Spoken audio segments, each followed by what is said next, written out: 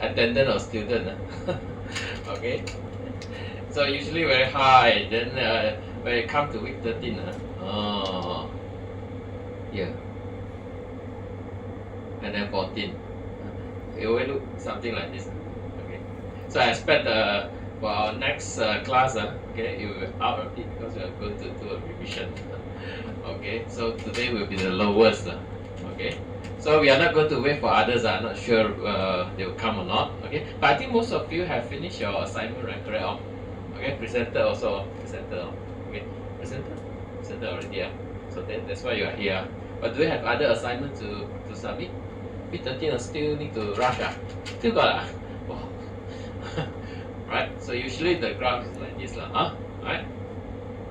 I just want to play around with this board. That's why I draw something. Alright, so for today's no much thing to share okay. Basically we're going to finish up the remaining part from our last chapter, okay, about some topics in Ethereum, right?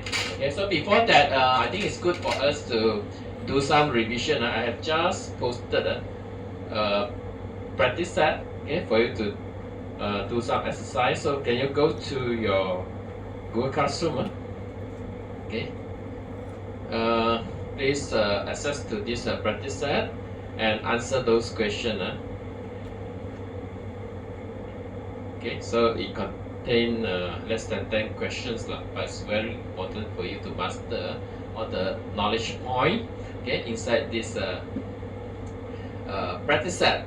Okay, so please do it in the class. Okay, we'll also discuss the answer later on. Okay, I think I give you about 10 minutes will be more than enough. Okay, 10 minutes to try out. Okay, those questions. It will definitely help you a lot in your final exam. Okay, since you don't have any tutorial, right? Okay. Okay, please try out. This is a practice set related to the topic that we have discussed last week.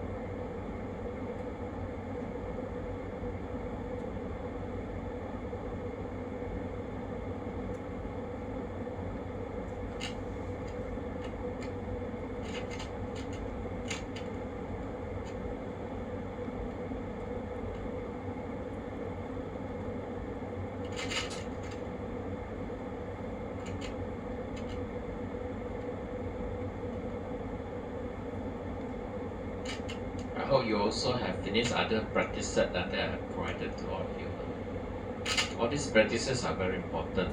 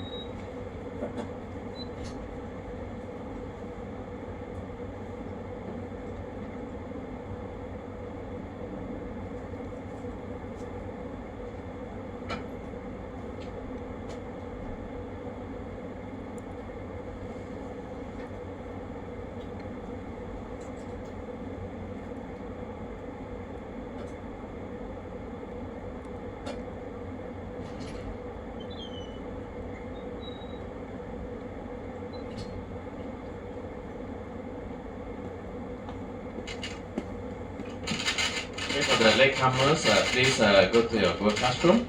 We are now doing the latest practice set that I share with all of you on the topic of scalability issues.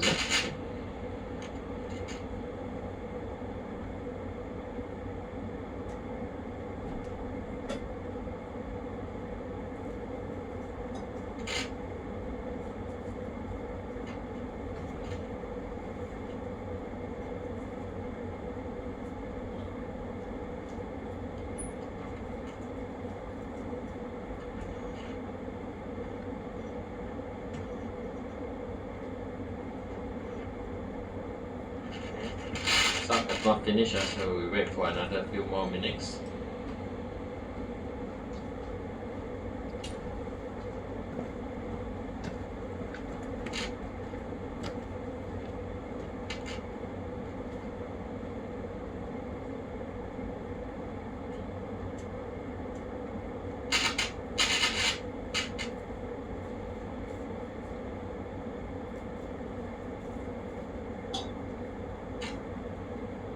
I saw one of you, your name, not your surname, but your name is just like my son's name. I saw my son's name inside the list.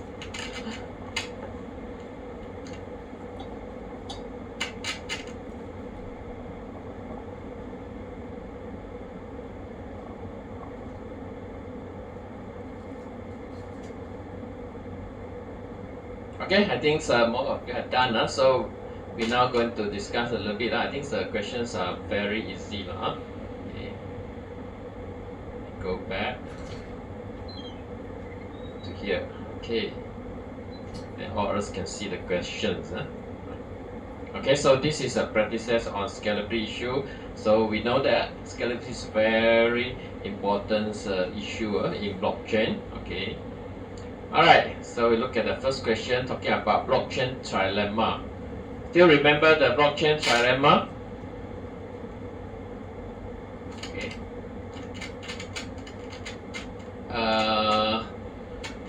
This is what I expect from here. It is challenging to achieve maximum blah blah blah security, decentralization without compromising one of them. Without compromising one of them, we cannot get three of them at the same time. What is this? Class. Oh, okay, good. Okay, let's use a blue color. So still remember this triangle. Okay. In blockchain trilemma, okay, you cannot secure. This is difficult for you to see. Okay. Maybe a chance to yellow. Yellow better. Okay. So we have security, like blockchain, like Bitcoin, very secure, right? Okay, and then we have decentralization. Bitcoin also very decent security and decentralization. We want our network to be decentralized. Okay, and then what's the last one? The last one is, okay, if you can secure security and decentralization, whatever, but for sure you need to sacrifice, okay, something called scalability. This is an issue with the scalability. Ability.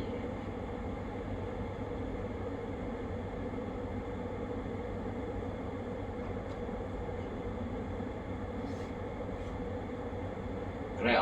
Okay, this is what we have learned. Okay, last week. Okay. So that's why we need to come up with some idea to at least increase a little bit here, maybe not the 100% kind of scalability, but we try to enhance the scalability so that we can have the best of the three things, okay, not only limited to two, okay, but actually you can't achieve this perfect kind of situation, okay. So what's the answer for this? Scalability, okay. This is the topic of this practice set. Okay, next. So for Ethereum, okay, it can only handle roughly about how many transactions per second? Okay, it's around 15. Okay, 15. It's not 7. 7 is for Bitcoin. Okay, about 15. Okay, scalability issue of Ethereum can be due to consensus mechanism. Yes, correct. Okay, because you need to follow the consensus mechanism to get your transactions validated and then add in to the block to the ledger. Okay, so it take a lot of time. Okay, so you need a lot of time to process all this transaction due to this consensus mechanism that you use. Okay, and of course another reason is the scalability issue. Okay, can be caused by the decentralized nature of your Ethereum, because your Ethereum network is a decentralized network.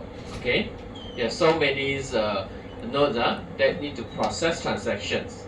Okay, correct or not? Okay, the network is decentralized. Everyone need to do the same job. It's not controlled by a centralized entity, right? Okay, everything the transactions and so on only handled by maybe small set of entities and so on. Everyone in the network need to be involved. Okay, so this one also causing scalability issue. So the answer is true. Okay, then next. Okay, we have learned about a lot of approaches from our last discussion. Okay, and sharding is one of the solution. Okay, if you want to classify the solution, we can classify into layer 1 scaling solutions. We can have layer 2 scaling solution also, okay? Or at the same time also we have something called side chain, right?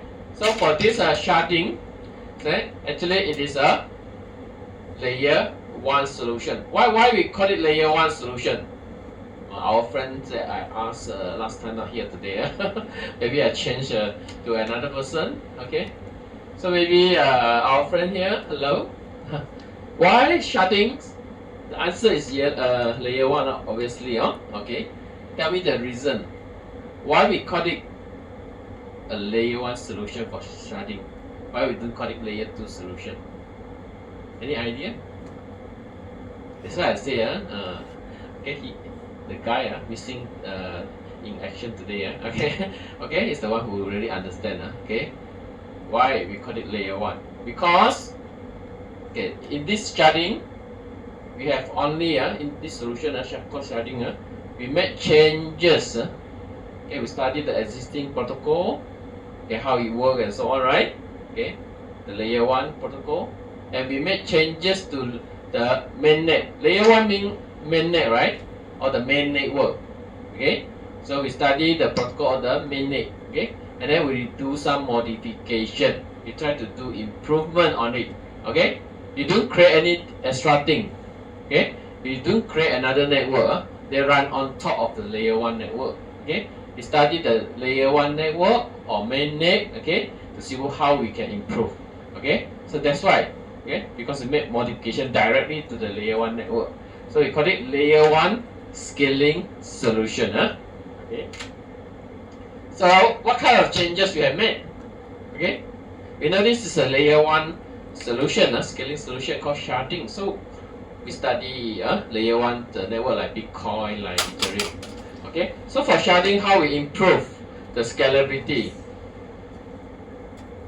Okay, we actually break down the blockchain into smaller independent partitions. This is something that you need to remember. Okay, you break down into smaller partition like here. This is the original Ethereum network, so big. Okay, so I break you into smaller partition. Here one partition, second partition, and third partition, right? Okay, then this is it won't work also if you just do the partition only, right? So you need to assign transaction for each of the partitions so that they only handle transaction that has been assigned to them. So assign this set of transaction. Remember guys, here in this partition you only handle those partitions, don't handle others. Here also the same. You handle the set of transactions assigned to you. Here also the same. So you don't need to like originally need to handle all the transaction, right? Okay, so now you are more, we have more free time now, nothing to do, right? In another word, I can give you more transaction. Okay, since you don't need to handle so many transactions, now I can give you new transaction. That means now we can handle, you can imagine now we can handle more transaction as compared to previously where everyone need to handle those transactions. Okay, and you handle the transaction parallelly, those assigned to you handle, and those handled to you, you don't need to wait for them and so on. Okay, you also handle the assigned transaction. So all the partition actually running the transaction processing parallelly. Okay, so this is the idea. Okay, in sharding. Okay, we have not created any new network and so on, right? Okay, we only change the protocol. Okay, what's the original protocol? Every node are the same. They need to process all the transaction coming to them. Clear or not? This is the original one, but we make changes to this protocol. We say we part to the partition. We say you don't need to handle all. Alright? You just handle your part of the transaction. So we made changes to the layer 1 this protocol. Okay? So this kind of improvement, okay, we call it layer 1 scaling solution. Sharding is a very good example. Okay? Okay, sharding is a very good example. This zero knowledge roll up, it's not, it's second layer 2, right? Okay, layer 2. Savvy, yes, it's layer 1. Savvy is layer 1. This is for Bitcoin. This is for Bitcoin. Okay. Sidechain, sidechain is I don't classify it as for me it's very controversial also. Sidechain is something that running side by side with your layer 1. You are not making any changes to the original layer 1's protocol. Okay, so it's not layer 1. You're also not running on top of your layer 1 network, so it cannot be layer 1 or layer 2 Okay, it's called sidechain. The sidechain is better to call it in that way. Okay, so you won't confuse. Okay, so which of the following is the layer 2 scaling solutions that operate on top of an existing layer 1 network? Of course, it's not Savage. Savage is just to move some information in the block to a different location, so they have more room to put in all the input transaction and output transaction, so that you can handle more transaction in a block. Okay, so this is sideways in Bitcoin, only applied to Bitcoin. Okay, roll up. Roll is the layer 2 scaling solution. We have discussed. I hope you can recall. Okay, what is this roll out? Right? Do we have any questions after this talking about roll out? I think still have. Okay. Okay, so roll out. The answer is roll out. Roll out enable of change transactions. This is also a keyword of change. So transaction not like sharding. Sharding, even to do the partitions, even to handle a portion of the transaction, still transaction processing is happening there, right? Cannot run away. Still at the layer 1 network like Ethereum, Bitcoin, and so on. But when you are using layer 2 scaling solution, actually you build a new network, okay, on top of the layer 1. And then all the transactions, you move it to the layer 2. You don't do the processing for transaction in your layer 1. Okay? So you can offload your transaction processing. Okay? Remember, layer 2 solutions like just now the roll out, right? Okay? Actually, okay, achieve scalability by offloading the transaction. That means it enable off-chain transaction. Okay. If you have a question, please raise your hand. And our last question: a scaling solution that makes direct adjustment or changes to the main blockchain is called. Actually, I have an answer. Our friend, you finished already just now. Our friend, this one you finished until question 9. This is the answer. Okay, that I expect from you just now. Okay, so layer 1, layer 1 scaling solution is the one that going to make direct adjustment or changes or improvement, okay, to the main blockchain network. Okay, later that's why it's called layer 1 scaling solution. Alright, that's all. Okay, for this practice, I hope now you grab the important points okay, for related to scaling issue in the scalability issue in Ethereum. Okay. Are we good to continue? Okay, one. Give me the signal. Okay, huh? Okay. Let's continue, huh? Right. We only have 3 practice sets, don't worry. we have another more important one coming, huh? It's your revision, huh? Next week. Okay? So how are we going to do that? Quiz. Okay? I will do a quiz for more than 1.5 hours. Okay? So starting from the topic from our chapter 1 until our last chapter. Right? So it's very important because you are not only doing your quiz because I will actually add on a lot of important points from time to time. Okay? When we come to that part. Okay? Whatever we discuss are very important in the revision. Okay, make sure you remind your friends to come. I will also post a message in our Google Classroom to remind them. Okay. Of course, I will always put attendance is compulsory. How you interpret this? Attendance is compulsory. What does it mean? You must come here. Okay, but students interpret differently. Okay. Okay, this one we'll leave it to next week. It's our last section. Alright, so what we want to do next is to continue with the rest of the final chapter. Only a few more topics. All these are very light. Okay, don't worry. All these are very simple one. Okay.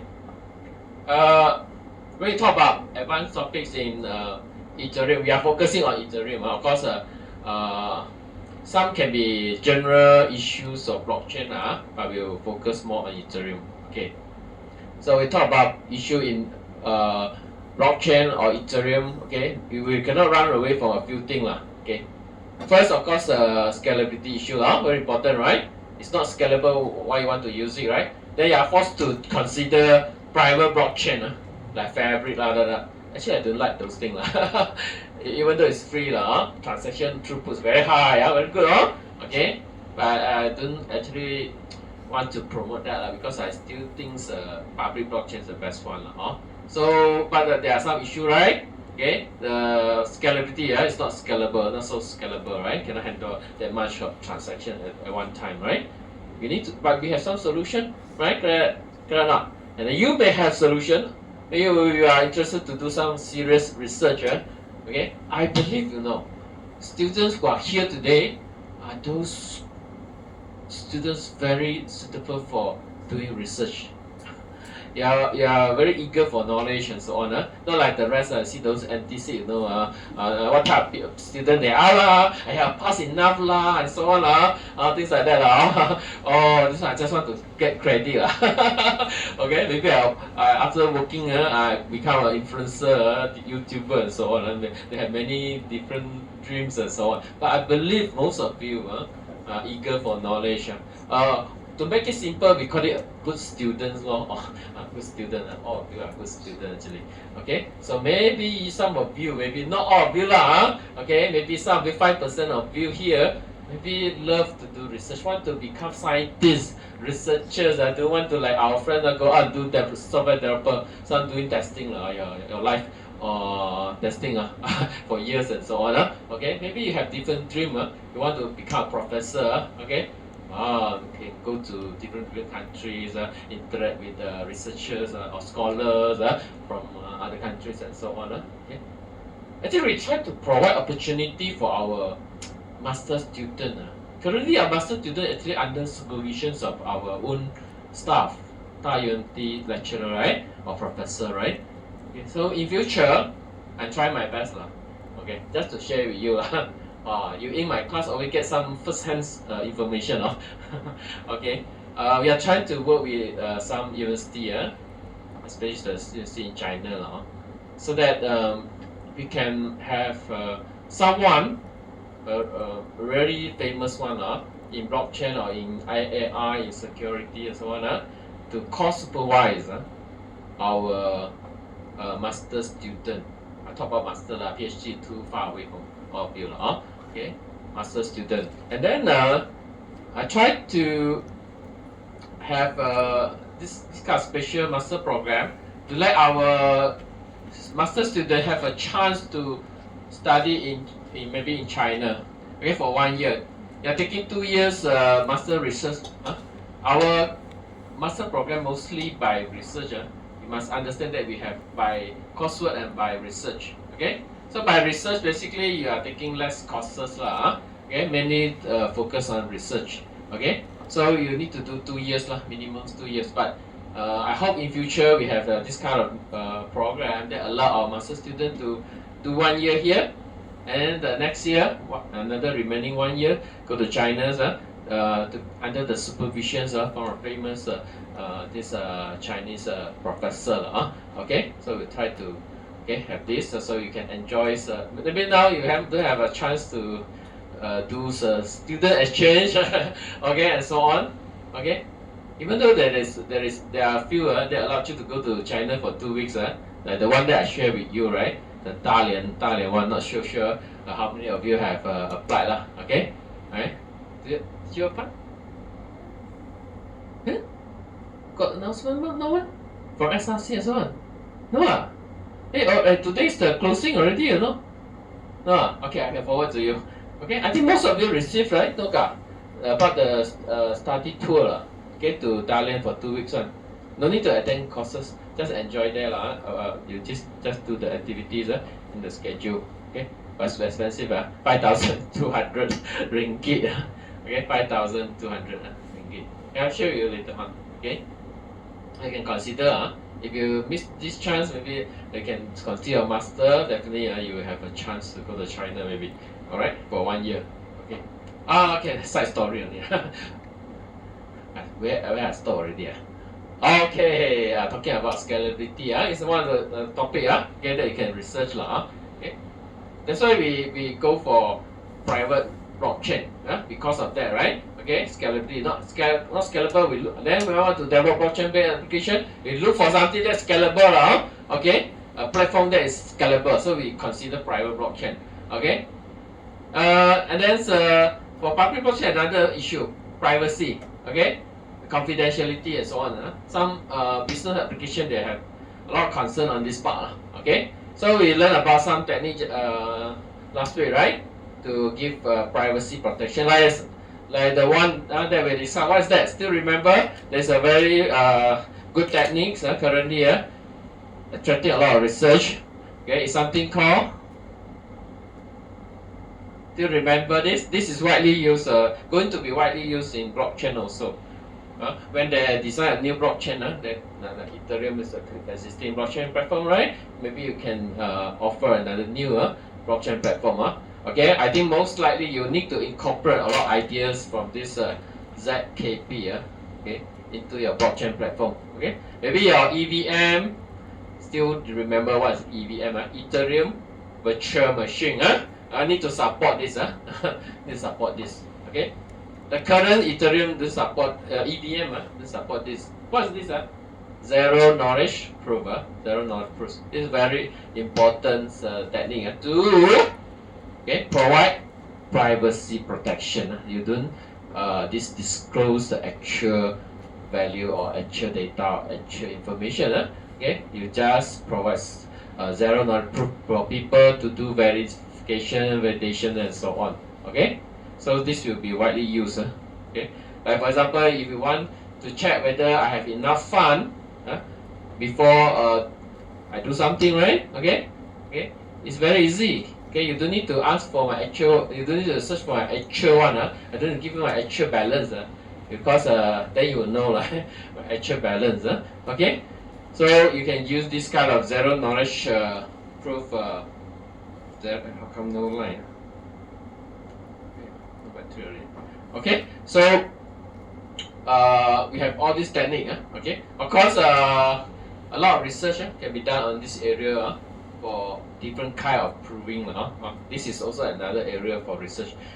In this chapter, basically we are talking a lot of topics like scalability, privacy protections, and later on got interoperability and so on. All these are things that require a lot of research.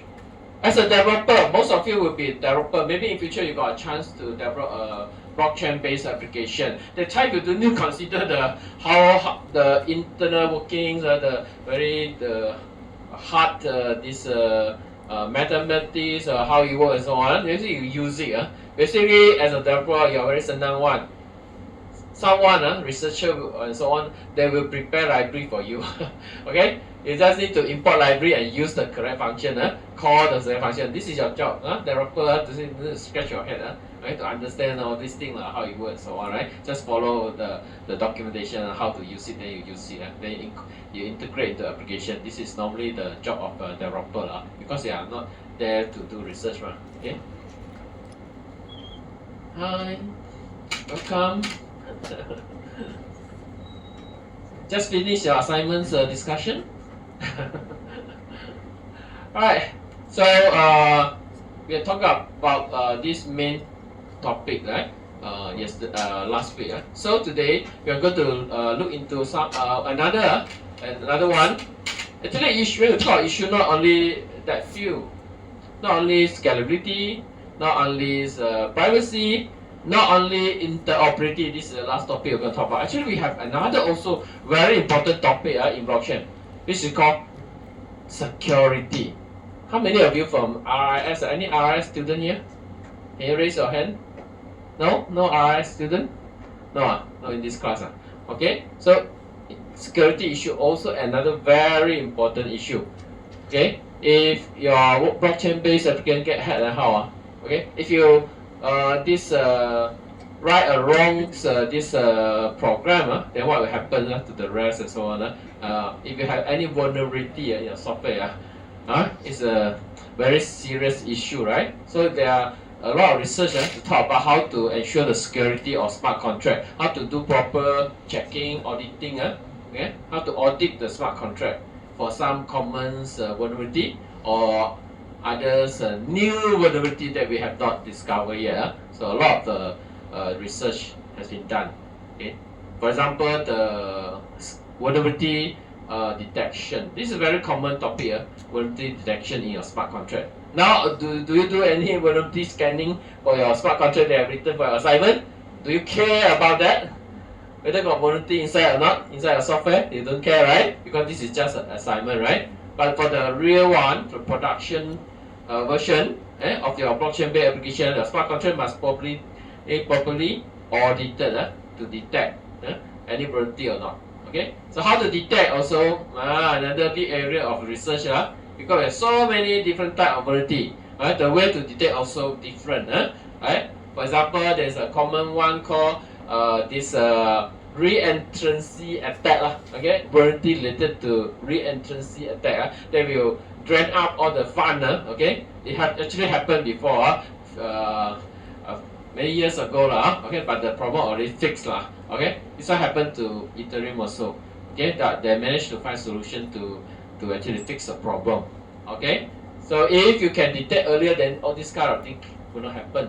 Okay, when we do detection, some people love AI a lot.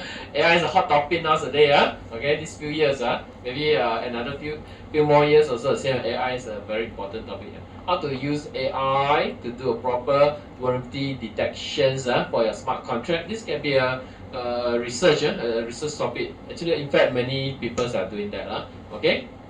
Alright, so security, remember, even though it's not covered inside our chapter, but bear in your mind that security is something that really look into it, okay, seriously, okay. Alright, so security we are not going to talk about, so we talk about a light topic, interoperability. Okay, so what is interoperability? Now we have many blockchain. Okay, someone maybe want to create a new one. Okay, when we have so many different blockchain, then application that people develop will be based on different blockchain also, right? So maybe here you use blockchain A, or here you use blockchain B. Here, there you create a blockchain C. But by right, okay, like currently all our application, conventional application, they actually can talk to different application without any issue, right? Okay, no problem for you. One application to talk to another person. When you have API you have method for you to access data from other applications and so on. Okay, so in blockchain also the same. We want to build something like internet or blockchain. We want to interconnect all the blockchain so that we can do data exchange. If you want, I want to transfer certain asset, okay, from one network to another network to be used in this network. I should be able to do so by right, but in fact it's very difficult. Okay, in fact it's very difficult, not easy. If you still remember during the talk provided by Mr. Tay, remember the technical talk, okay? They want to do cross-border this traceability, right? Okay, that means inside Malaysia we may have a blockchain to do all the traceability when your product is here, okay. But when the product is shipped to China, they use different kind of blockchain at their side, okay, to do the tracing. Then we cannot have a good integrated traceability application because it involves two different blockchain. If I still remember correctly, the one of the blockchain is called Xinhuo. Xinhuo is from China. A lot of application built on that blockchain one in China called Xinhuo. Okay, our MyEG also working. MyEG is a company called MyEG. They also have project to do cross-border payment. So they also need to talk to Xinhuo. Okay. And then Mr. Tay, according to Mr. Tay, in Malaysia they use something called, I cannot remember, maybe red chain, is it? Okay, it's two different chain. They want to build the one application that used by all. Then you find a lot of issue okay, on how to access those records, or read something from another blockchain and so on. Wow, this becomes very difficult. Okay, so we must have a way. That's why they are doing research. They are not working with us because before we invite them to come for talk, they already have collaboration with UITM. They are doing research with UITM. So UITM, they will have master student or PhD student for them to help to think about the integration. Okay, this one the Xinhuo, and then maybe red chain. How to do a proper integration so that you can ensure something called interoperability. You need to understand what is interoperability. Okay. Right. So this is one of the research topic. Of course, we have some project actually doing that, like Cosmo. If you Google, you can find all these famous project. They are dealing with this part. They are trying to enable the communication between different blockchain. Different blockchain. Of course, you can imagine okay, if you want two different things to talk to each other, okay, you cannot go and change this side and change that side. You normally need something called a bridge. A bridge. Okay, just like our networking. If you are studying networking, you know, okay, to connect to different network, maybe it's good for you to have a bridge. Okay, or in your software system design also. Okay, we need to have bridge. Okay, of course, when you want them to communicate, you must have some common protocol for them to communicate. This is very common. You want to integrate, very simple, right? There are two different blockchain. Here is one blockchain, another blockchain. And so in between, you need a bridge, and then also need to create this certain common protocol for both sides to understand, to agree upon, right? Okay. In Cosmo, they don't call it a bridge, we call it pet zone. Okay, pet zone. Okay, just like sidechain. Remember sidechain? They also link to the main network, right? They use this two-way pack also, something like that. Okay, I'm not going to go into detail. In when you see PEG, usually it means before I move my assets to another blockchain, usually I need to lock down. Okay, need to lock down those assets. Okay, so that it won't be used by others in this network. When they are untouched already, locked out, lock it. Those digital assets, those token, those cryptocurrency and so on, you can lock it down because you want to transfer them to another different this chain to be used there.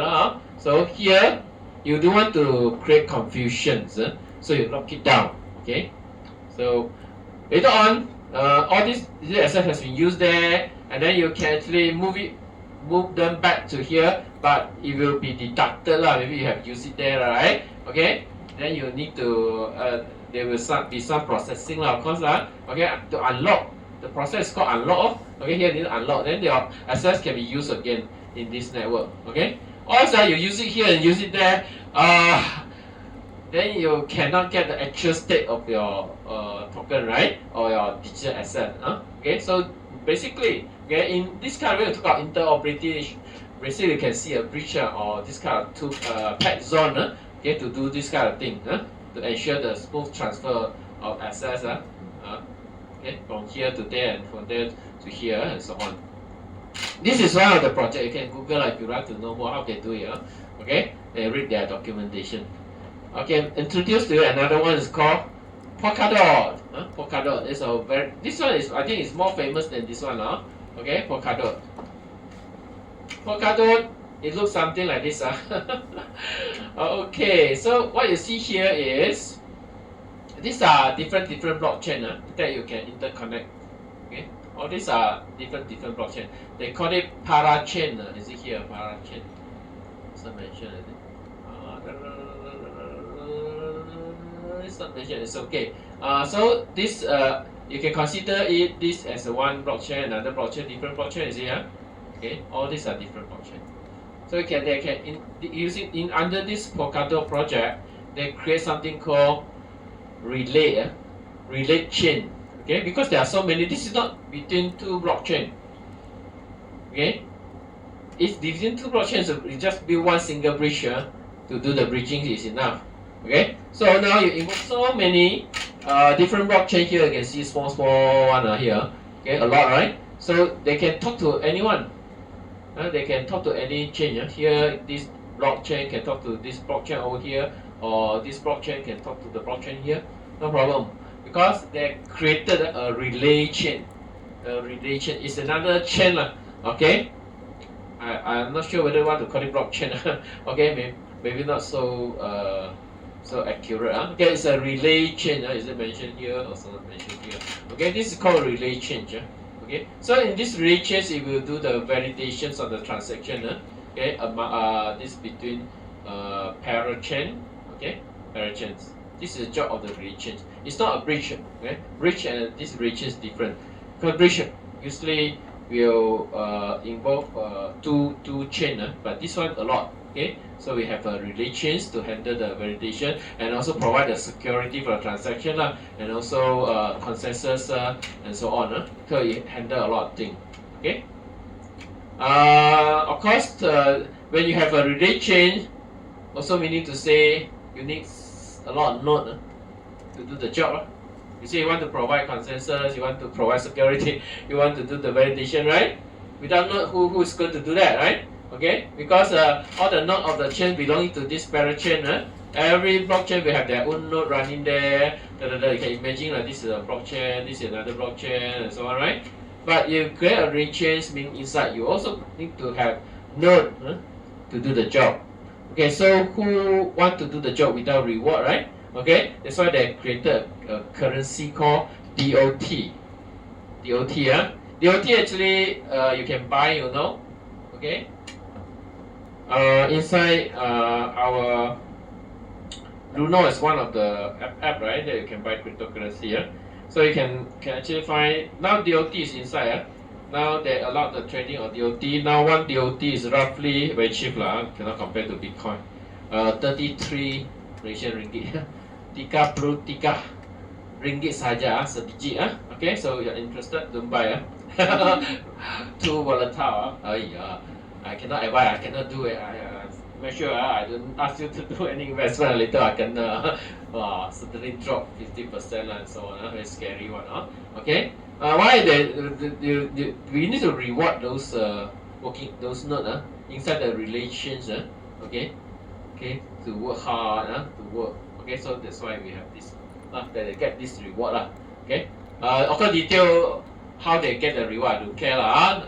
Just to want to share with you. Yeah, we have Cosmo, we have Polkadot, this kind of project to actually to solve the problem of interoperability. So in future, even though we build our application on this blockchain, we have a chance to let our access to be used in another different blockchain. Okay, or you want to get some information that inside the smart contract of other blockchain, also you have a way to get it, right?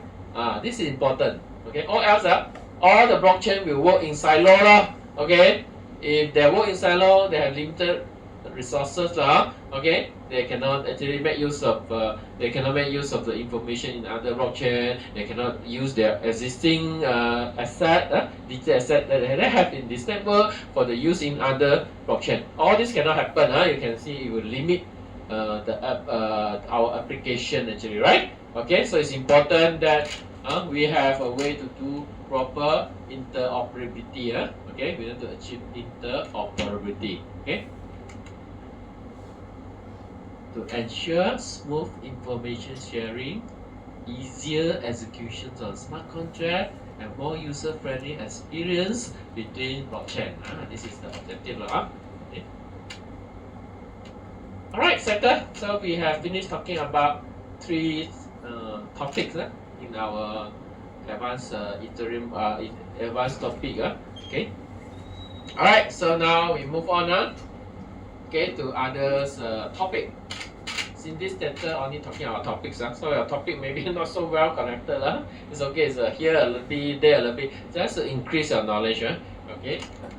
Alright, so the next topic is we are going to talk about tokenization, because this is something that blockchain can do very well, to do tokenizations. Turn everything into token. Everything that you can turn into token, you can use blockchain to turn. Then after that, you can do the trading lah. You can do a lot of things with the token, right?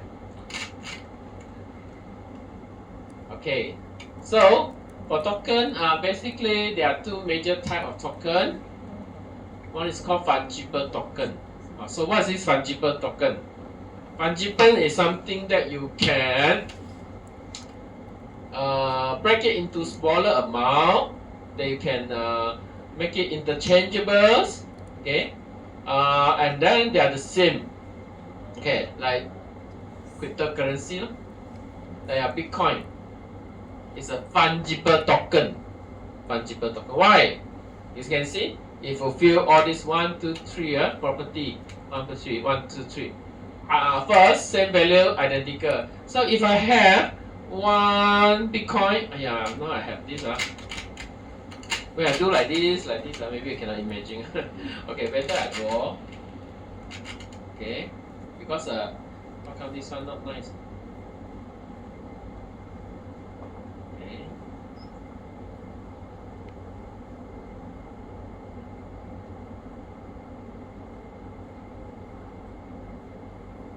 Hey, come on.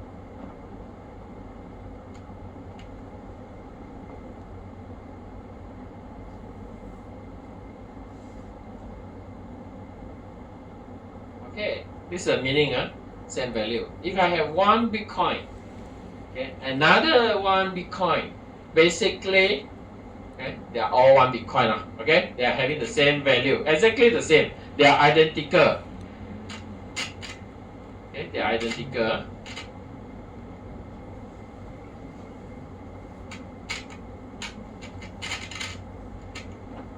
Wow, amazing, If I point to here, it becomes very small. Point to here, become very big.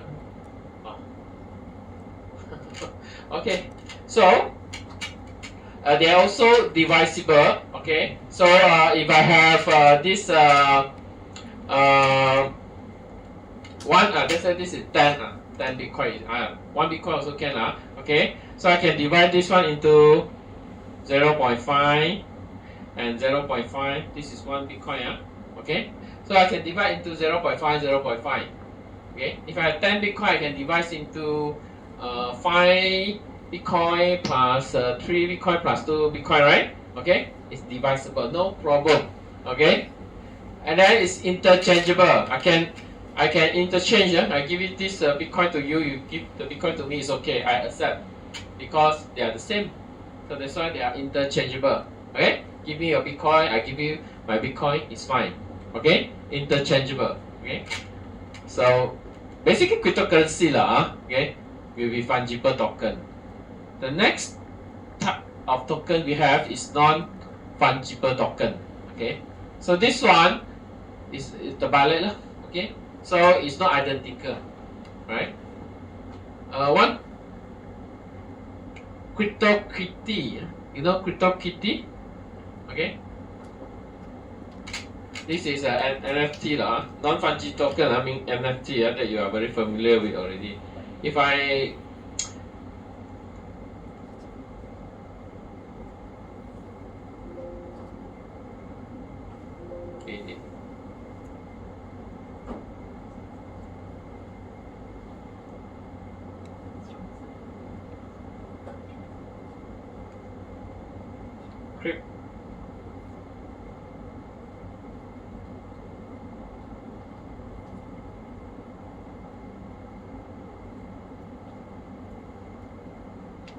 this is an example of non-fungible token. Okay.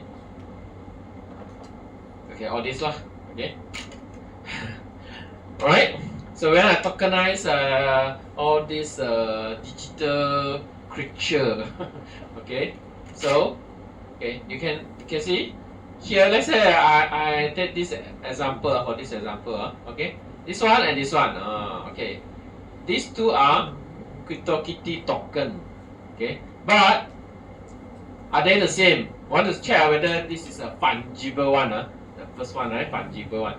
So how we can check? First, whether it is identical or not. Are they the same? No, right? This one look like a general, okay, different with different color, with different mouse and so on. They look different, right? So they are not identical. They have uniqueness in terms of maybe the hair longer, the eye bigger, whatever. Okay, the characteristics are not the same. When you tokenize it, it's not the same. If you do tokenize it for currency like Bitcoin, same one, the value is one Bitcoin. Both are the same, whatever. I think everything's are the same, but here is different. You can compare any two. Okay. What else? Just now we talk about whether it is divisible or not. Okay. Can you break? Just now, one Bitcoin can be 0.5 plus 0.5, right? You can break into two 0.5 Bitcoin. Okay, here, can I break it into two of these? Let's say this is one of the NFT. You can give a name to it for this CryptoKitty. Can I cut it into half? Cannot, you cannot do that, right? Okay, it's not divisible. This kind of token you cannot break it half and then transfer to other people and so on. No one will want it, right? Okay, no one will want it. You cannot sell it. I sell half of this crypto for you. Okay, how to cut it into half, and so on, right? So it's not divisible. This is non-fungible, okay. And then interchangeable or not? Okay, can you say, hey, this two token is interchangeable? Hey, give it to me, then I give it to you. You're happy? Maybe no, maybe this one have the special power, I don't know. Okay, the special features and so on, right? Okay, I want to exchange with you. Are you happy to exchange with me? Because they're not the same, right? You will not be happy, right? Okay, so it's not interchangeable. So this is not non-fungible token. Is a token that is not identical, not divisible, and not interchangeable. Okay, so we have many example of token which is of the type of non-fungible. So this is one law. These are the example. Voting right, ticket, access right, royalty program, some play card like baseball card, keys, key pass, identities, and so on. All these are most of the tokens are non-fungible. Non-fungible NFT. Just like a drawing or a song, they have turned it into NFT or not. Okay. Not only this, a lot of things can be turned into NFT. You are more familiar NFT. Actually, NFT is what? Non-fungible token. Okay. I think you're more familiar with NFT rather than non-fungible token. Actually, they are the same thing. Right now, you can sell NFT at OpenSea market and so on, right? Okay. All these things also you can sell if allowed, okay. Alright, now I want to move to the subtopic on these tokenizations. Okay, when we want to do tokenizations, of course, we determine whether it's fungible or non-fungible. It's because very important. We first determine whether it's fungible, the one you want to create. I mean, okay, it's fungible or non-fungible. Okay, after have confirm, oh, it's a fungible one. Okay, fungible one. Basically, they are cryptocurrency lah. I would say, cryptocurrency, right? Fungible, right? Okay. If you create a token of this type, yes, you make sure it is fungible. Okay. And then so also, you need to consider, is this token, for example, you want to create a new cryptocurrency, okay, based on Ethereum, okay. Then later on, do you want the token can be sellable at certain market, can be used for trading or not, okay? Then you must be careful. If you create token for short salary, okay, you say this is a non-fungible one, okay, you can do things like that and that, okay. Then it might not be so how to say, it's not interoperable. Once again, interoperable, because if you are not following a certain standard to develop, you are always encouraged to follow some standard to develop your token. As long as you can find a relevant standard for your token that you want to develop, use it. Use that token. Follow the interfaces to develop. It's good because of what? Because if I follow a certain, listen carefully, when we follow a certain standard to develop a token, then everyone will know what can be done to my token. Okay, what can be done to my token? How they can interact with my token? How they can use my token? Okay, if they are having some application, they want to use our token, for example, to do trading for our tokens and so on, then they do know how to do. They know how to do. Okay, because when you follow the standard, actually you are implementing all those agreed interfaces like this. For this example, this is a very famous standard, ERC standard, Ethereum request for comment, NT. Okay, this is a number for the standard. All the cryptocurrency which is fungible basically follow this standard. You can create your token. Go ahead, right? You know how to write smart contract already. Token is just a smart contract. Okay? You give a name to your token in your smart contract, so that token have that name. They say my token. This is a new token, okay? Then you can say what is the maximum amount of this token that can be circulated. Maybe a limit to 1 million BG of token, things like that. Total supply you can define in your smart contract. Okay. When you have token, basically you just want it to be held by one owner, the creator only. You don't want it to be transferred to other people or not. Right? You want the token to be transferable or not? Of course you want, right? So you need to have function allow this to happen. Allow a token, you write a smart contract so that your token can be transferred from one person to another person, right? Okay, so you must ask yourself what people can do to the token. What people can do to the token, right? So basically, if you want to develop a typical typical fungible cryptocurrency, then you follow this standard will do, because all the necessary functions that people can make use of is already well defined. For example, if you want to check the total supply, you can have this function. Okay, and then you want to allow transfer, you have the transfer function. Okay, you want to check the balance of a holder, your token holder, one of the holder of your token, you have this function, balance of.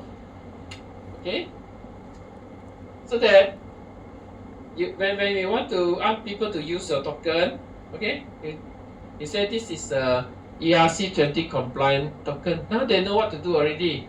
They know they can check the balance of a certain token holder. They know that this token can be transferred from someone to another person. All these things. Okay.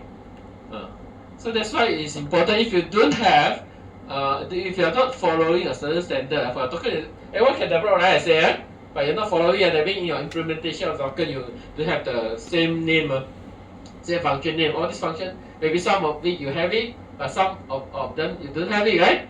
Okay, so that people cannot predict what I can do with this token, right? They need to study your source code, okay, to see what you are allowed, what are the function allowed. Then I only can do it, right? Okay, but you say, hey, this is my newly created token called ABC, token ABC. It's a fungible token. It follow ERC20. Okay, enough already. People know already what I can do with a token. I can transfer a token. I can check the balance of the token holders and so on, right? By giving an address and so on. Right? So this is very important. Okay, so that other application can know, okay, what are the functionality available for a token. What kind of thing they can do. Okay. If you don't have all this, that means your token cannot be placed in the market for trading. People cannot transfer. Okay. Alright, so this is why we are encouraged to find the right ERC to follow. And for non-fungible token, also the same. You have a non-fungible token standard like this, very famous one, ERC721. And then also it will define what are the functions that you must implement inside your token. Okay, you cannot skip any one of them. If you want to say you are actually following this standard, right? You must implement all the functions. This is balance of implement. This is such an interface in the standard, but in your token you need to give the implementation on all these functions, right? Actually, it's a long list. It's a long list.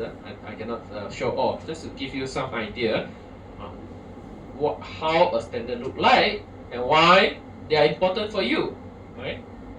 And remember, not only these two ERC standard or 2721 only. No, actually more than that, a lot. You go and search in Google a list of the available ERC standard here you can follow. A long list. It will tell you what's the purpose of this standard. Let's say you want to do tokenizations of property. You want to sell bungalow in smaller pieces. You tokenize it, one whole bungalow. You break it into maybe 1,000 pieces. Okay, each pieces you sell it as a token. You want to have this kind of token for trading, for people to buy and so on, to sell, to buy. And what kind of standard will be suitable for you, right? You don't create your own standard nowadays. Whatever things that you want to do, what kind of token you want to create, already got people think about that already. They already create some standard for everyone to follow. If you have the token you want to create same like this purpose, then you're going to use the existing ERC standard enough. You don't need to think, and easier for you also. You see what are functions needed, and then you just implement very fast.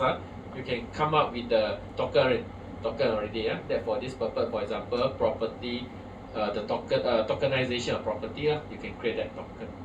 You ask Chp7 you give the ERC standard already, then Chp7 will create all the function for you. Very fast, very senang one. Okay. Okay, so next, let's talk about utility token and security token. It's so good for you to know. Okay. What is a utility token? Okay, this is not talking about the fungible or not fungible, different story. Okay, this is talking about whether it is a utility token or security token. Okay, let's say cryptocurrency. Okay, are you using it for accessing certain resources and so on, certain services, application and so on? Okay. Since I'm not, okay. For utility token, basically it's a token that you created for user to access certain resources like application, let's say storage and so on. If without the token you cannot access. Okay, without token you cannot access. So for example, a file storage. Okay, So file coin is the one that you give user to access to storage. Okay. So this kind of the token is called utility, because the token created for user to utilize certain thing, to utilize resources like storage to access to certain application, to access to certain service and so on. In this kind of case, okay, the token that you have created is called utility token. Usually, it's not highly regulated. That means no one care, okay, because it's not going to involve investment and so on. If it involves investment, if the token is designed to provide a promise of return, this one be careful. It's for investment purpose. Then it will be highly regulated. When your token is considered a security token, okay, it's highly regulated by, for example, in Malaysia we have the Security Exchange Commission, Malaysia. There is a body to govern the issuance of this kind of token. Not easy one. You need to get approval. You need to offer your token to the public. You need to offer your token to the public in a proper channel. Okay, you cannot simply do it, okay? Just ask people to buy. No, cannot. Or else become a scam. Okay? And be careful, the security. I'm not sure you're familiar with this term security. Don't think this is something like keselamatan, nothing to do with. And some of you are security, information security student. They will link to security. That security is not keselamatan. Okay? Is a financial term called security. Okay? How should I don't know how to tell you. I'm not good in finance. Okay? Security is, can I say Chinese? Sorry, I have Indian friend here. Okay? Security is 证券. Okay? Understand? Okay? 证券. Yeah. It's referred to that financial term. It's not security keselamatan. I'm just afraid. Last time I got some students that talk security linked to IT student only study security, not the finance related term. Okay? Okay. So this one usually for investment one. You create the token, you offer to the public. Maybe one day the price of the token will shoot up. Okay, increase 100%, and so on, right? Okay. So this kind of token you created, then you want to offer, be careful. You need to get the approval from this is Security Exchange Commission. Okay. Only you can offer. Okay. Or you'll be sure. Okay. You know, like Ripple, you know Ripple, a token. Okay, now it's very arguable. Now having a trial in US, Ripple is very cheap. Now it's only about $2.40 per token. Okay, Ripple is last time the third largest token, apart from Bitcoin, Ether, right? Okay, Ethereum, and then the next one is Ripple. Okay, this Ripple. Last time when they sell it, I don't know initial story. Then they just offer, let people to buy. And then the American Security Commissions, and then they take legal action against Ripple because they think that, hey, Ripple, you are actually offering a token which is considered as a security token. Okay, that's why in US they cannot buy it. A lot of exchanges they have already taken down this Ripple. You cannot buy and sell Ripple in US, but in Malaysia can. Okay, because this is just a trial in US. Until now, have not settled yet. Okay, this legal process are still ongoing. Okay, so don't know who will win. Okay, they want to find out whether Ripple, this token is a security token or not a security token, which is very difficult. Here I'm telling you some general way to determine whether it's a security token. Actually, it's not so easy one. Okay, to tell whether this token really security or not security. Ripple of course say no this is not a security token. We use this for blah blah blah. But the security commission people we think this is a security token. They want to penalize you and so on. Okay, so the trial is still ongoing. Not yet settled. Okay. Then after settle, the price will either shoot up, Ripple, shoot up or shoot down, okay, go down, plunk, because the decision is very important, okay. Okay, that's it. Share with you a little bit about scary token. Okay, you know that now. When we do tokenization, oh, got something called fungible token. You know what is that? Oh, got something called non-fungible token, and then you know what is that, right? When you want to create those tokens, you know what standard to follow is good, Okay. There's what is utility token and security token, because you need to be careful in future. Maybe your company asks you to offer some token for people to buy, right? If this is a security token, be careful lah. Follow the proper channel, follow the regulation in Malaysia to issue those tokens, okay?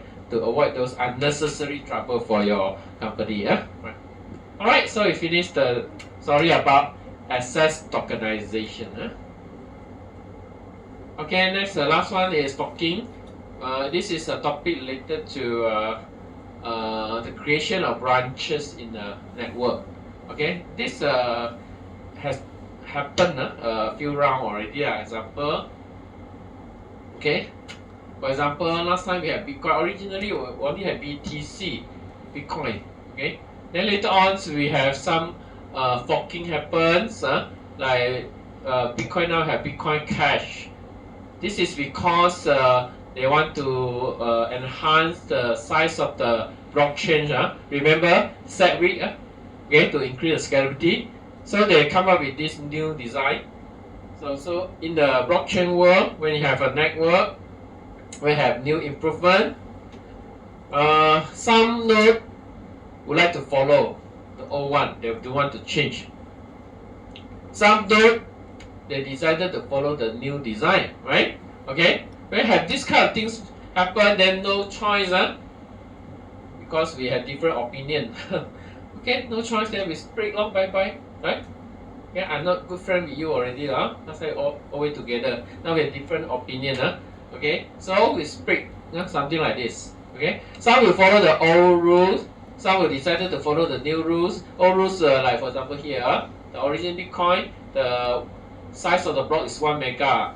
Okay, then here you increase the size. Okay, so some will follow the old. Okay, so this one no change. Bitcoin is the one that the price of Bitcoin that we always talk about. Okay, so the new one, the new branch is this one. Okay, Bitcoin Cash, and later on got another branch called Bitcoin Gold. Okay, so you can follow. You can do the trading. Of course, the price will not be different because these are two different blockchain network already, right? Okay, so what do you think? The BTC, this is a Bitcoin that we always talk about. This is a branch of Bitcoin called Bitcoin Cash. Both are available for trading. If you go to Luno or others platform, you can find the price. Now I ask you, do you know which one is more expensive? BTC or BTC Cash? This is BTC, BTC is normal Bitcoin, okay? Another one is Bitcoin Cash. This is Bitcoin Cash. Maybe you cannot see, going down already. Okay, so Bitcoin Cash now is 2,000 something sebiji, okay, 2,000 something sebiji, okay, and then the original Bitcoin now is 300,000 ringgit sebiji. Okay, so there is a different in price. So demand the demand is different. So meaning to say, still a lot of people they actually prefer, okay, to use Bitcoin, to buy Bitcoin on this network. They're not buying this Bitcoin, Bitcoin Cash. Okay, so the demand, okay, is not so high. Okay. All right. So this is, we have hard fork and soft fork. When the change, the proposed change to the network is small one. Okay.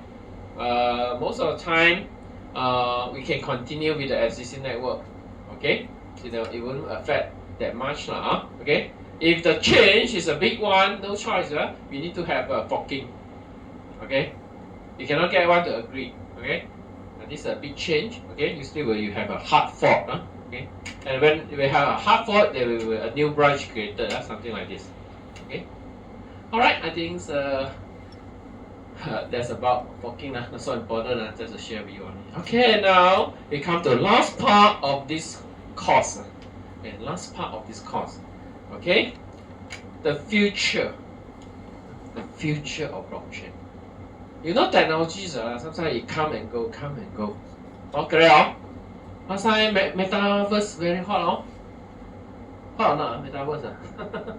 When it's first promoted by Meta, or company also change Facebook to Meta, right? Oh, very hot. A lot of company invest a lot in Metaverse. So, are you using anything related to Metaverse? No. Would you like to live in a digital world every day? We wearing this headset. Spend most of your time in a digital world. You have a second life second life. This is now is a real life sitting together with your friend and so on, listening to my class. Now this is a real life. But with MetaMask you have second life. You can own some property there. Okay, you can have a virtual meeting, make new friends and so on, right? Okay, listening to a concert, whatever. Okay, in MetaMask purchase some digital assets and so on. It's like second life. But at the end, not they now become some company like maybe Google, Microsoft and so on. They have closed down their metaverse division. Okay, they turn to AI now. Okay, so technology is like this one. Okay, it hot for a certain time, then later on cool down. Okay, of course now everyone know that AI is the one the hottest one. But who knows after 3 years, 5 years, when everything is stabilized, saturated, they also become something not so hot. Maybe new things will come, right? Okay. Last time we have drawn blockchain also. Okay. So do you think that this technology will have a future? Okay. So I leave it to think. So nothing for me to actually to share with you. Okay. Okay. So do you see any actual application of blockchain that you are using now? Do you use any actual blockchain? You are not buying Bitcoin. You are not investing in crypto. Okay. So what kind of blockchain application now you are using? Okay. People always say we are moving toward Web3. In fact, I also say Web3. You know, is what is Web3, right? You talk about Web2, 2.0, Web 3.0, right? In Web 3.0, actually, we need the support of blockchain. This is true. This is something true. If Web 3 is booming, meaning to say blockchain also booming. Because blockchain is definitely the best way to go for decentralization. And Web 3, what's the core idea of Web 3? Decentralization also, right? So blockchain can provide the support for this. But Web 3, is it taking off now? Are you using any Web 3 application? Use a Web 3 type of browser. Web 3 consider Web 3.0 this maybe messengers and so on. No, you're still using WhatsApp and so on, right? It's not taking off. We are very comfortable with Web 2.0. I really myself very comfortable with Web 2.0. Why need to change? I don't mind my data and so on. Store in a centralized entity like those tech giants, Microsoft, Yahoo, they control my information.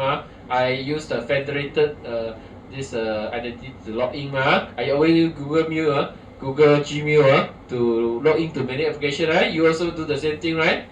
Are you feeling not comfortable with the way we are doing now?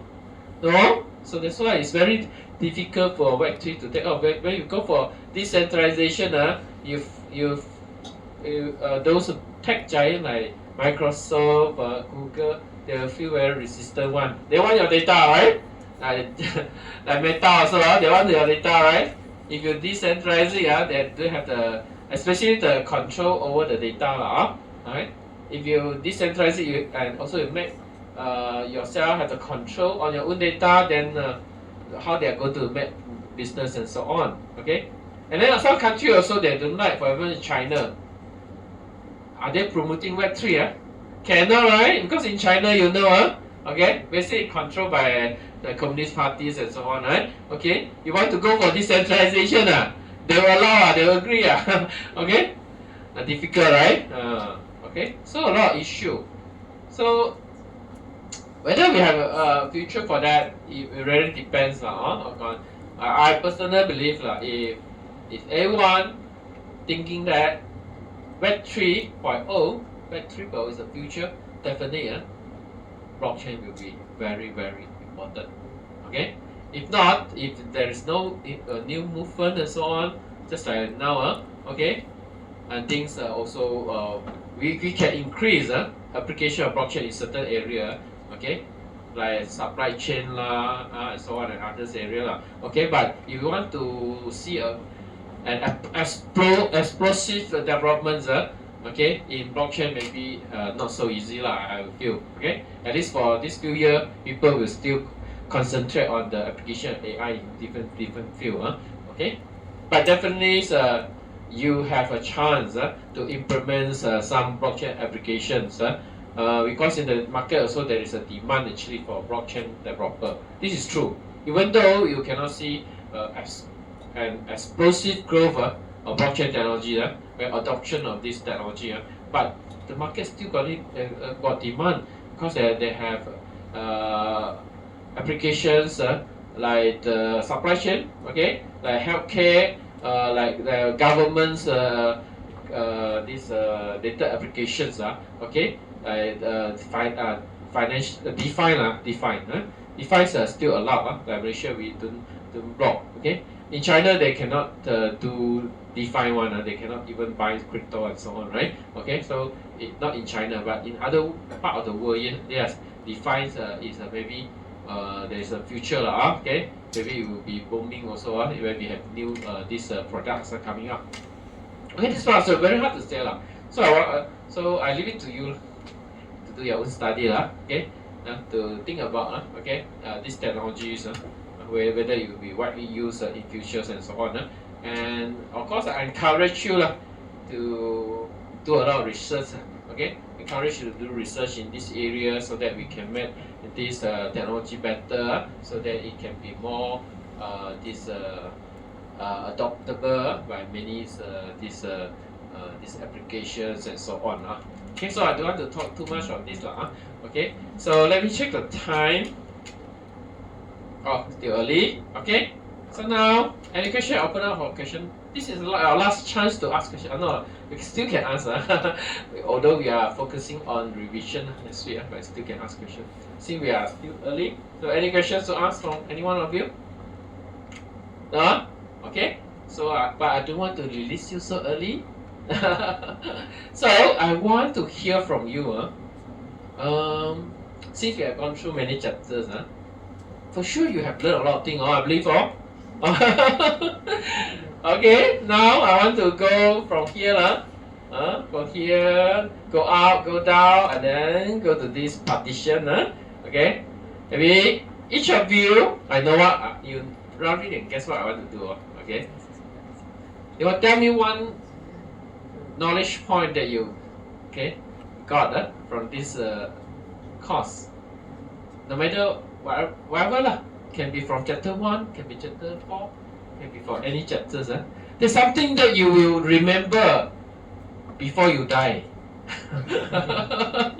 Something you're going to remember forever because I heard about this. I realized this after attending this course.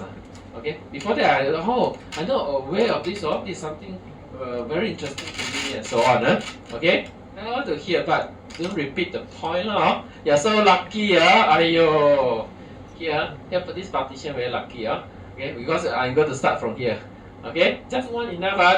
Don't talk so many. Then the rest no chance to actually to mention. Okay, do you need time to think? No need because you start first The rest can now think. Okay, just tell me. Okay, knowledge point, and this knowledge point that you're going to share with us will make me very happy because actually I can make you to actually maybe learn a new knowledge. Okay, before that maybe you're not aware of this and so on. Now you become aware. Okay, we start from here. And tell me your name. My last chance to learn about you. Tell your name and then tell one point that you have learned. For example, proof of work stand for I don't know. POW stands for proof of work. Okay, or anything. You can share a little bit or a longer version also can. I don't need to tell me proof of stay or finish. Oh, you can tell me proof of stay is something like this. Okay, up to you. Okay. Okay. Okay, so our friends, your name? Chawun. Okay. Can prevent? DOS. DOS. Good point. Why? Why blockchain can prevent transaction fee? Gas. Gas is the one that can prevent denial of service attack because not like our conventional application, right? You can just send out requests as many as you like, right? But if you want to do denial of service or you attack, you send out request, wow, it costs you a lot, right? Because of transaction fee, because the concept of gas. Right? Oh, very good. Okay. So until you die, also you can remember. Okay, our friend, your name first. Dashini. Okay.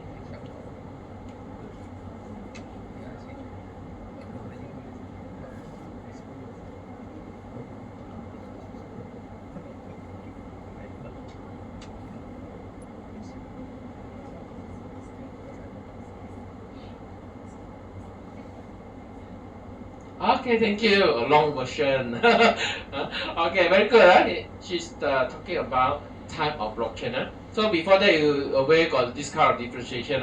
Do you know? Okay, very good. Okay, our friend. Hui Ming.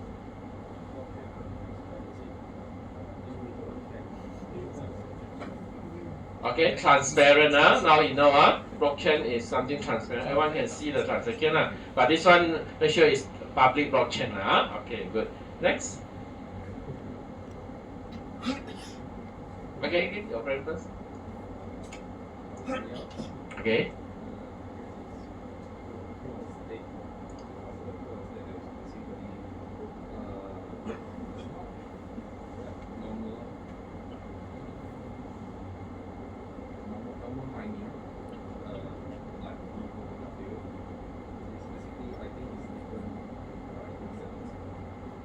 Okay, so he learned about proof of stake as another alternative to proof of work. Proof of work got problem, right? What's the main problem of proof of work?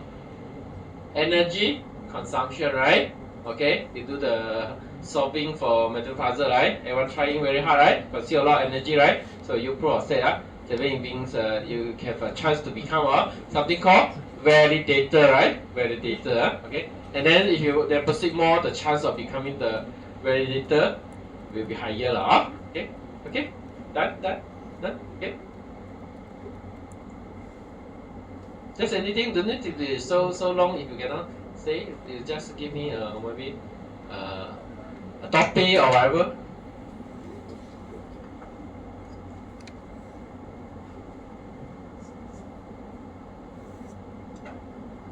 Pass. A pass. Okay.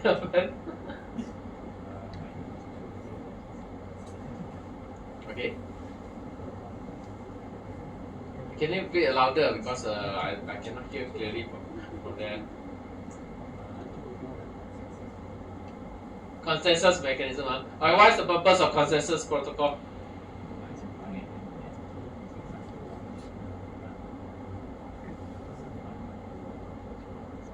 Consensus protocol.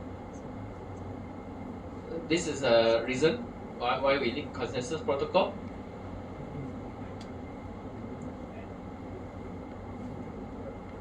Okay, so consensus protocol is very important for you to understand because we talk about consensus protocol in many chapters also. So why we need consensus protocol is because you want to make sure the state of the blockchain okay, is always consistent. Okay, that means you need to have a way to everyone to have the same ledger. Okay, same ledger. So you know which transaction to be put inside the block, and then the block will be added to the ledger, right? Okay. Okay. Next.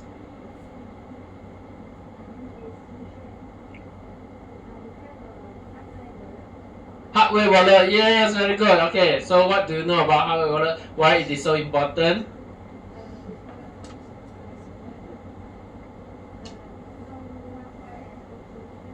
Yes, we try to use hardware wallets because no any connection to internet, right? No Wi-Fi, no MSC, no Bluetooth, and so on, right? Only have what? Camera. You must know why we need a camera. If no camera, no Wi-Fi, nothing, then how we're going to communicate, right? Okay. Hardware wallet is for you to sign the transaction. All right. Okay. Next.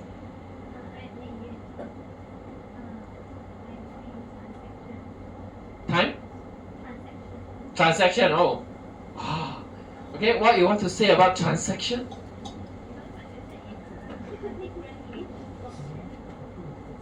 Transaction is different in blockchain. How it is different from a conventional one?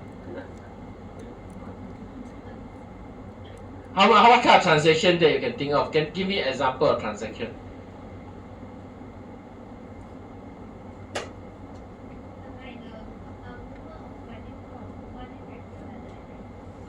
Once again, sorry. The movement.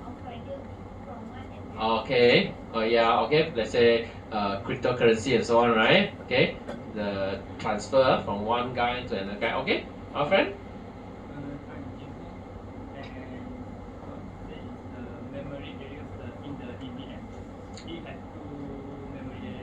Oh, okay. Now in front of you got the slide for that part, right? Yeah, you're talking about the EVM. EVM just like a PC lah, but the memory got storage those thing, Okay. Sorry. Public key, in cryptography, So. Okay. Both private key and public key, Okay. Okay. So hopefully everyone know how we use public key cryptography in blockchain, Right. Okay. My name is Chp7.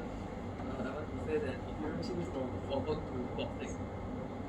Okay. Now it's using proof of stake, So before that it's proof of work, Why, Because it is energy input. Okay, because a problem with the proof of work, right? Okay, good, Before that, you know things like proof of work or proof of stake before coming to our class? No, Good, something for you to remember for your whole life, Okay, our friend? My name is Leon, and I have learned that to use smart contract to build DApp that are autonomous and trustworthy. Okay, to build autonomous and trustworthy, So because smart contract can be executed when the criteria are met, right? Okay, so no one can stop you from executing, right? Okay, good. Okay, go down, Okay. My name is Zhe and I learned that in blockchain, each block contains previous block hash value. Okay, they are cryptographically linked, So why you want to do like that, So attacker can't easily access the block. Not access, the change, Change. Because if once you change any data in your transaction, the hash value also will be changed, right? Yeah. But this value actually recorded in the subsequent block, right? Okay, our friend here. Chp7 I learned is the transaction can put the digital signature. Need the digital signature. That's what our friend mentioned about transaction, right? So transaction need to be signed when you broadcast. Okay, when you broadcast, And remember, when you're just calling a read-only function or pure function, no any transaction needed. No, okay? Just do the message call. Okay? No transaction if you call a pure or view function. Remember, when you call a write functions, will transfer money and so on. Okay? Transaction is needed because this is writing. When you want to write to the blockchain, you need to have a transaction. And the transaction, you must sign it properly. Okay? If this is not signed by the rightful sender, then this will be rejected. You will not be broadcasted further. Right. Okay, our friend there.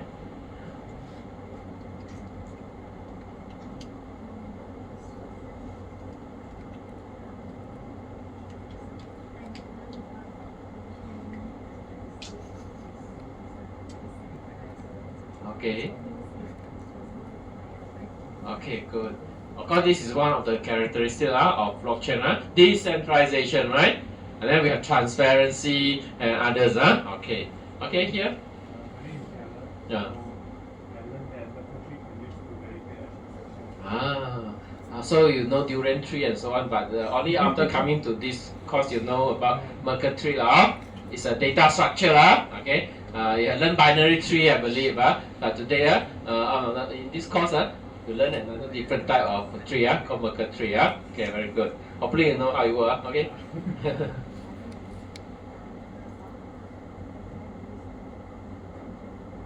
Because of assignment, you need to use API. Okay. Web3.js. Okay, good. Okay.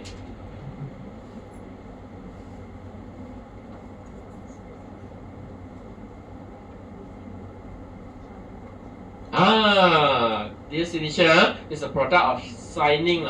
Sign a transaction, you get the this signature. This signature is produced by this your private key. After you hash the whole transaction, okay, then you sign the hash value, right? Has encrypted hash value is a digital signature. Okay, very good. Right?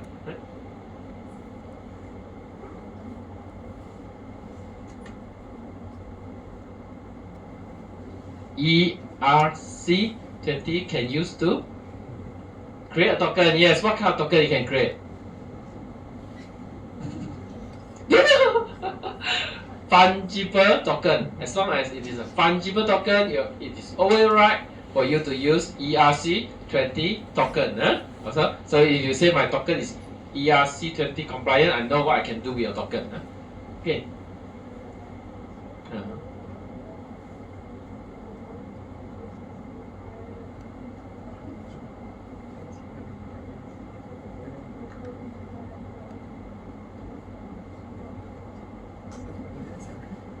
Okay, consensus broker is basically to ensure everyone in the network, okay, will know what is the transaction to be included in the block. Okay, so that every ledger will be the same anytime, right? Okay, then we can have a single source of truth. Okay.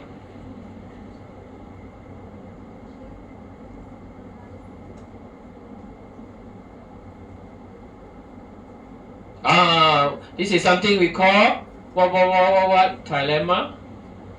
A blockchain trilemma. Just how I drawn on the board, right? Okay, the triangle, right? You cannot have this tree enjoy this tree at the same time. We must subscribe one of them, right?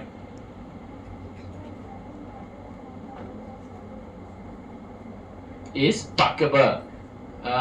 It's buckable for what kind of thing? Yeah. Consensus protocol, the membership service provider, things like that. So it's buckable. It's not like Ethereum.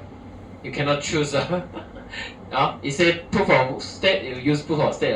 It's not your choice. And in Fabric, Hybrid Fabric, you can actually customize to meet the needs of your application. Okay. Jealous. Okay. Ethereum can be processed around 15. Okay, so talking about this interesting because this 15 actually from the old figure but now they have done a lot of improvement. I don't have the latest figure. Maybe it's not that low already. True or not? Ethereum have gone through a lot of evolution, improvement. Maybe you can check. You can study. You can Google to see Ethereum. What's the throughput now? How many transactions it can handle per second? I believe it will be more than that. Okay, now, okay, maybe not 15 anymore, much higher than that. Alright, now we come to the last partition. Partition. Okay, Alfred. Okay, I'm CR.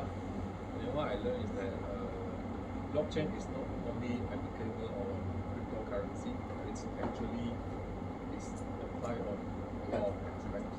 Yeah, very good. So now blockchain is not only associated with cryptocurrency. Okay, actually can use for various kind of application. I think you can learn this from many talk already. Right. I am in King I learned that we can use the ERC721 to create the token with the non-fungible non-fungible token. Yeah. Okay. So what is a non-fungible token? It is having like the token ID for every token to like a collectible. Yeah. Okay, there are three characteristics of this kind of non-fungible token that we just learned, right? Always remember these three. Then you terbalik for the not fungible. Oh. One is not identical, right? Tak sama, they look different, right? Okay, tak sama, not identical. Second is not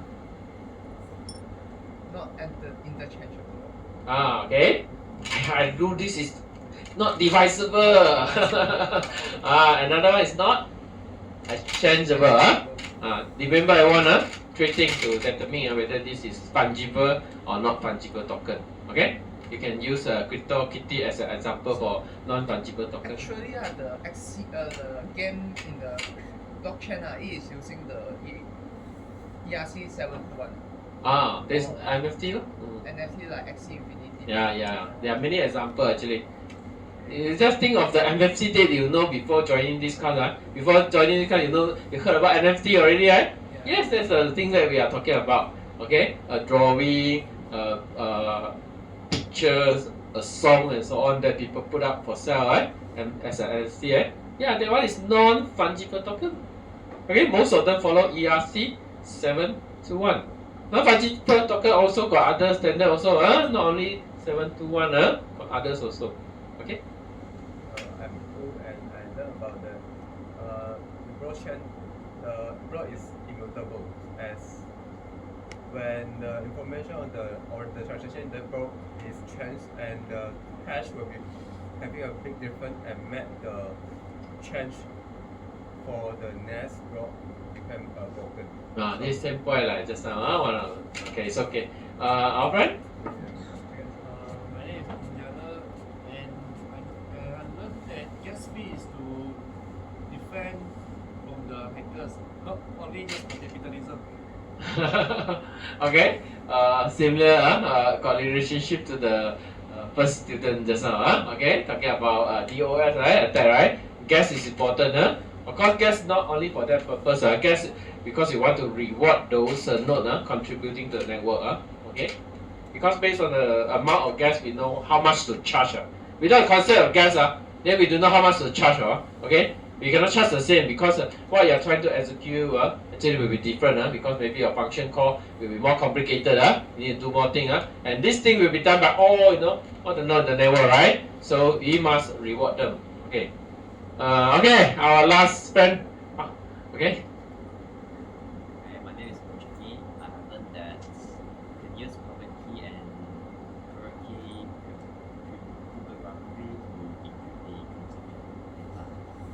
to encrypt the To encrypt Yes, transactions. Okay, this is interesting. We must know in blockchain applications we use blockchain platform. Blockchain platform usually they already have their protocol.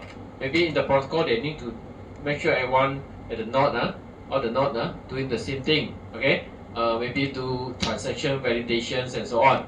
And the transaction that you send out, the sender send out must follow certain this instruction, a protocol format and so on, right? To encrypt the transactions is required by the protocol itself. Okay, and of course, public key cryptography also can be used for you to encrypt your own data. Because in the whole application, there's something that you can control and something that you cannot control. Protocol-wise, you cannot control, right? It's already has been designed in such a way, work in this way and so on. What are the things need to be done and so on. For example, transaction need to be signed and so on. This is you cannot change.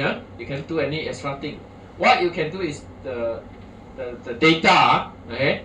They're under your control. For example, when you invoke a function, the parameter can do something. You can encrypt it to hide people from seeing what kind of parameter you're passing to a certain function that you call. That is fine. Okay. Apart from that, okay, it very much depends on the platform itself. Like Ethereum, you are using Ethereum. Then what they do, you cannot control. What have been encrypted or what will not be encrypted and so on, it's up or your control already. Okay, because everyone is following that to work. Alright. But your application can also do some protection to privacy or confidentiality. But that is only limited to the data that you can control, the part that you can control only. Okay, very good. Okay, since all of you have learned a lot of things, I'm very happy. At least you are not coming to my lecture for nothing every day, every week. Alright, so we are almost time already. Do you need the pin code? With 13 already, do you still need? I think I better give you.